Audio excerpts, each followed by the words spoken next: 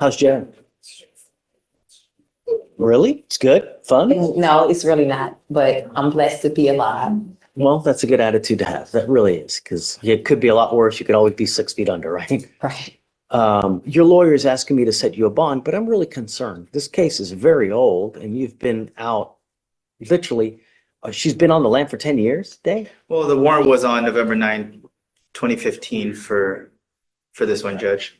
But the surrender for the judgment roll was on, well, actually, the enrollment date was February 16th, but the surrender notice to file was April 2020. So I don't know what kind of efforts they went, but the actual forfeiture date was in 2015. Do you know, do they really want, are they going to I come? mean, that's like with the other ones, I can only confirm the initial teletype confirming that the warrant is valid and they do still want her. We've tried to reach out to, I'm sorry, Mr. Kim has tried to reach out to the demanding jurisdiction to see how serious of a case is it? Are they really going to come back? But he's been unable to reach anyone. And I mean, it's only been, 30, 45 minutes. So,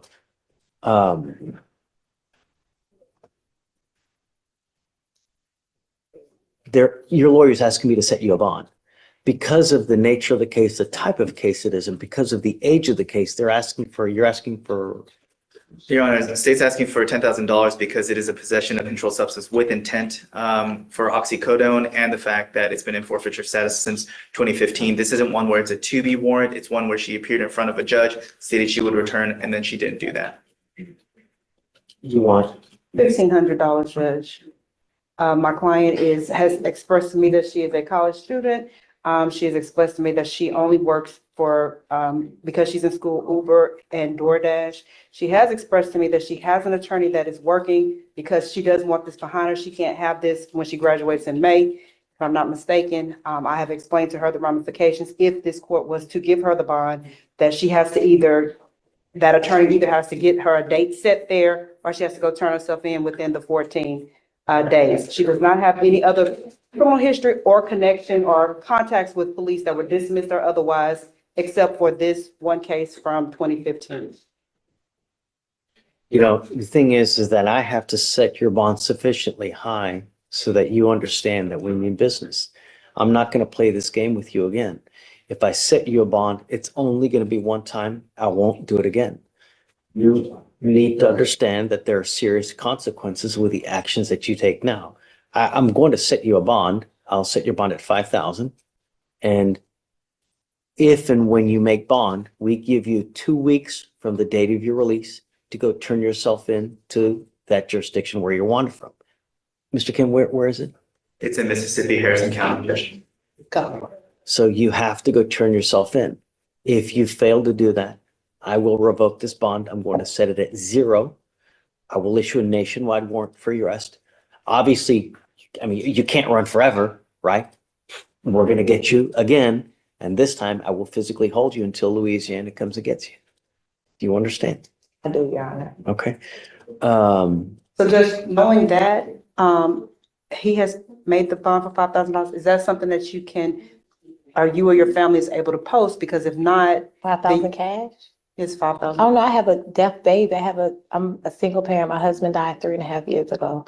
I'm on a fixed income. That's why I do DoorDash, and that's why I do Uber on the side, just to help, So I said that to say that the waiver, if he sets the bond, then the waiver goes away. They don't come and get you. You don't get to have the bond and wait for them at the same time and see which one happens first.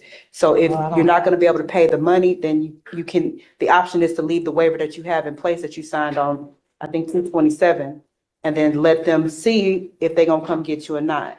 But your time, you don't lose the time that you've already been in custody. So when you buy, I'm confused, when you behind. What did she waive? Right off that 227. So you have 1, 2, 3, 4, 5, 6 days credit. We give them 14 days to come get you. If they don't come get you within the 14 days, we release you. They file a dismissal, I sign it, and then they let you go. If that happens, the warrant will always remain active. And that warrant will always remain active until you physically go back or somehow go back to Louisiana and take care of it. That said, if you want to make this bond, you have to withdraw that waiver that you have, and then you lose those 6 days. So If you withdraw it and you don't make the bond, you lose all that time and you basically it's Start over. told until you re-waive or you make that bond. I only say this because of the age of the case and the fact that I didn't know she had counsel in Mississippi.